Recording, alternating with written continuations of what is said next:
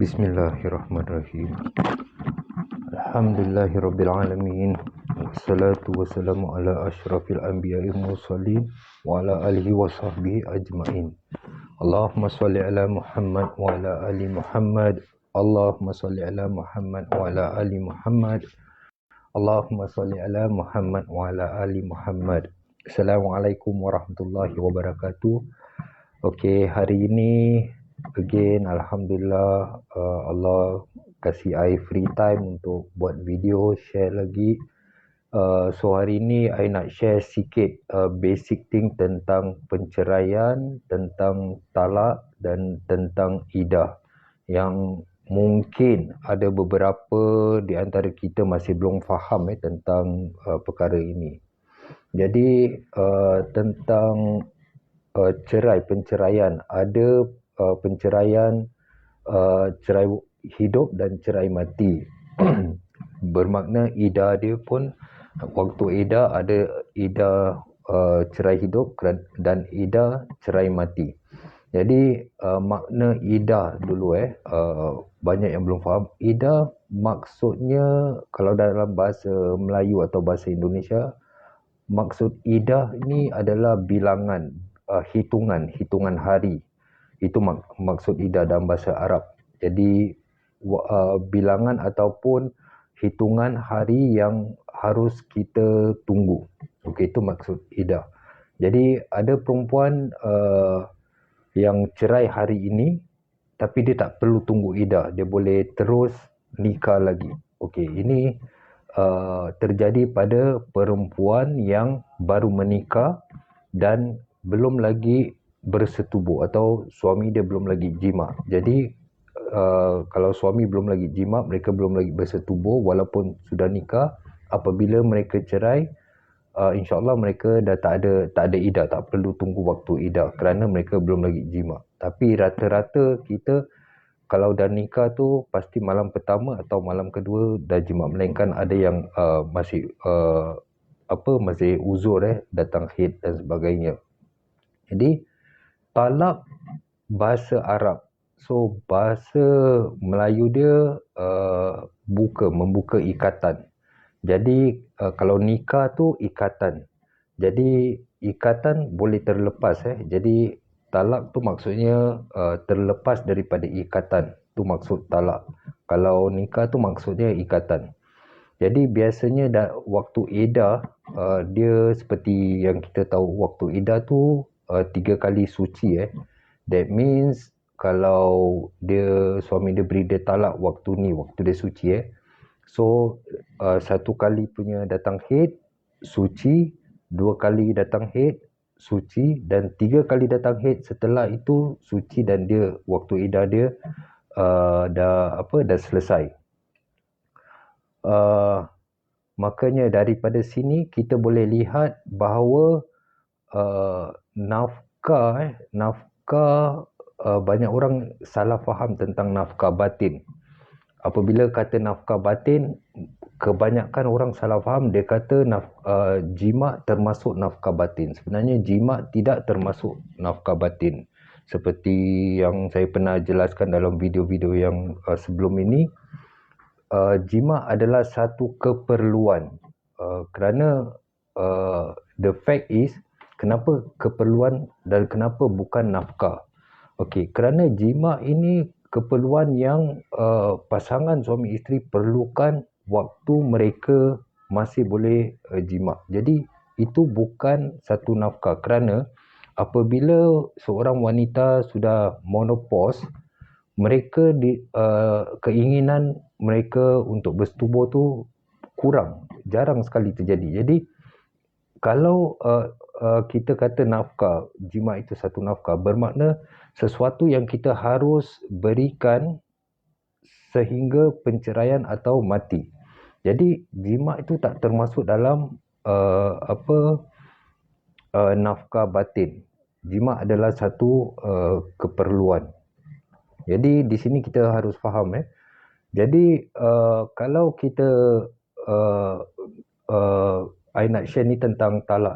Ramai orang yang belum faham tentang talak kerana ada orang fikir apabila dia dah lafaz talak dengan isterinya, dia fikir itu dah kira janda dia. Sebenarnya itu bukan janda kerana ada waktu iddah. Jadi apabila seorang suami memberi talak pada isteri, kalau ikut sunnah talak apa yang dibolehkan atau disarankan hanya satu talak. Jangan terus kita kasih isteri kita 3 talak. Satu talak. Ada sebab-sebabnya.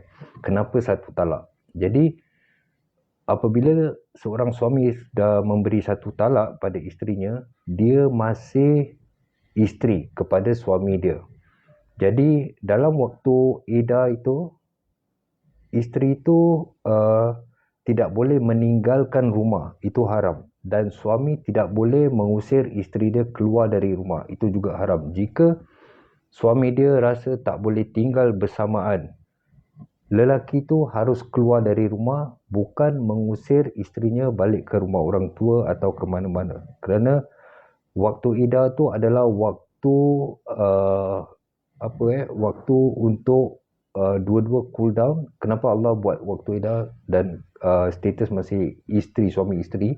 Kerana ada sebab-sebabnya. Salah satu sebab, nanti I ceritakan sebabnya. Ni I nak explain tentang waktu dalam iddah dulu. Dalam iddah, jadi sepasang suami isteri jika isteri dia nak keluar rumah, contoh dia nak menziarah saudara dia atau orang tua dia, isteri itu wajib minta izin daripada suami dia. Kerana walaupun sudah beri talak, tapi status mereka masih suami isteri. Okey, ini bukan hukum yang I keluarkan, tapi ini hukum Allah. Jadi apabila isteri itu hendak keluar rumah, wajib minta izin daripada suami. Jadi jangan kita fikir bila kita minta cerai dengan suami, suami dah beri talak, kita dah bebas. Kita belum lagi bebas. Dan kita masih status isteri pada suami kita. Jadi isteri wajib taat pada perintah suami. Jadi ada batas-batas dia. Bagaimana sepasang suami isteri yang sudah baru bercerai, baru diberi talak atau baru memberi talak itu tinggal bersamaan. Jadi semua aktiviti masih sama, termasuk nafkah seperti nafkah makanan, tempat pelindungan, pakaian. Jadi sekiranya kalau suami dia selalu beri isteri $4,000 satu bulan, jadi itu wajib suami dia beri nafkah yang sama sewaktu dalam iddah. Waktu 3 bulan tu lah, 3 kali suci. So bukan kerana dah beri talak terus tak kasih nafkah lagi. Jadi itu kewajipan suami, dan jika suami tak beri nafkah, dia termasuk orang-orang yang zalim. Jadi bagaimana suami isteri yang sudah diberi talak tapi harus tinggal bersamaan. Okey. Kewajipan kedua suami isteri itu masih sama. Suami harus beri nafkah, pelindungan, bimbingan agama, pakaian dan sebagainya. Dan isteri juga masih melakukan aktiviti suaminya seperti menjaga menjaga harta suami, menjaga aib dan sebagainya. Cuma tidak boleh beristintak. Okey, istintak ni bahasa Arab bermakna yang dilarang waktu bercerai ni, baru beri talak dalam waktu iddah, yang tidak dibenarkan hanya tidak boleh tidur bersama, dan juga suami masih tak boleh mengambil sentuhan, mengambil sedap seperti sentuh badan isteri, tempat-tempat yang mendatangkan gairah. Cuma itu je. Selain daripada itu, dan jima, mereka tak boleh jima. Jadi selain daripada itu, mereka akan menjalankan aktivitas seperti biasa. Jadi untuk perempuan yang tidak ada haid, mungkin umur dia dah lebih daripada 50 atau 55. Jadi dia punya waktu suci tu dah tak ada kerana dia tak ada haid. Jadi kita harus kira 91 hari. 90 hari, tapi lebihkan 1 hari. Jadi hari yang ke-91 itu barulah terlepas daripada iddah, walaupun dia tidak ada haid lagi. Jadi kenapa Allah buat sistem seperti ini? Salah satu kalau scientific proof salah satu asbab kenapa perempuan itu harus 3 kali suci, kerana apabila sperma laki-laki ada di dalam perempuan, itu perlukan waktu yang lama kerana sperma itu masih boleh hidup. Jadi Allah ingin biar benar-benar bersih perempuan itu, biar benar-benar bersih sebelum sperma yang lain. Jika mantan isteri itu ingin menikah, jangan sampai sperma lain masuk dan berlaga, kerana dia seperti bateri, positif dan negatif. Jadi untuk laki-laki sperma ini positif, yang plus.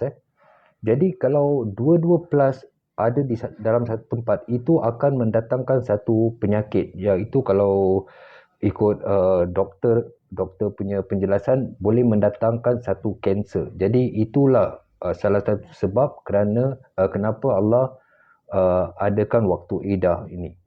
Dan selain daripada itu, dalam waktu iddah 3 bulan ini untuk kesempatan suami isteri itu cool down, dan mungkin kesempatan untuk mereka rujuk balik ada di situ, kerana bila tinggal sama-sama masih memberi nafkah dan sebagainya, mungkin setelah 1 minggu 2 minggu gitu kan, dan isteri dia masak dan suami dia makan, jadi dari situ mungkin kedua-duanya agak tenang dan mungkin rujuk semula. Jadi kalau rujuk semula itu ada khilaf daripada kalangan ulama.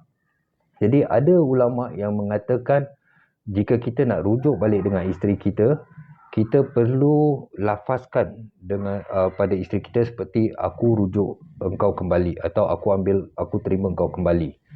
Dan ada ulama yang menyatakan tidak perlu lafazkan, apabila suami dia terima dengan niat dia dah terima isteri yang kembali dan mereka berjima, itu otomatis mereka sudah rujuk semula. Wallahu alam. Jadi di sini I think dengan penjelasan seperti ini sedikit, you all faham, kerana ramai yang belum faham. Ada yang baru dapat talak terus suami dia usir dia dari rumah, yang ada isteri dia lari dari rumah setelah mendapat talak. Jadi kita harus faham tentang cerai, talak dan iddah. Dan dalam masa yang sama kita juga harus faham status janda. Apabila seorang janda itu yang punya anak setelah waktu iddah, mantan suami itu wajib memberi nafkah pada anak-anak.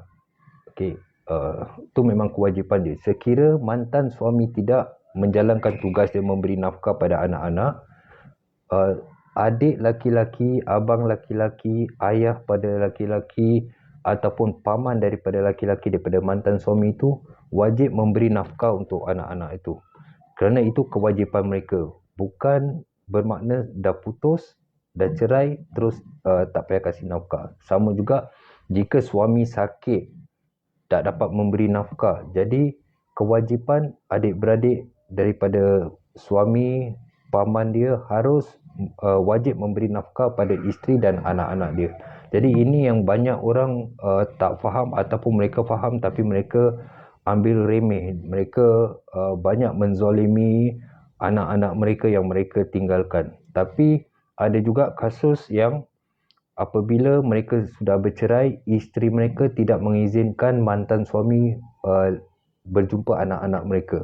Jadi kerana itulah yang mantan suami tidak mahu memberi nafkah pada anak-anak. Jadi kita harus adil.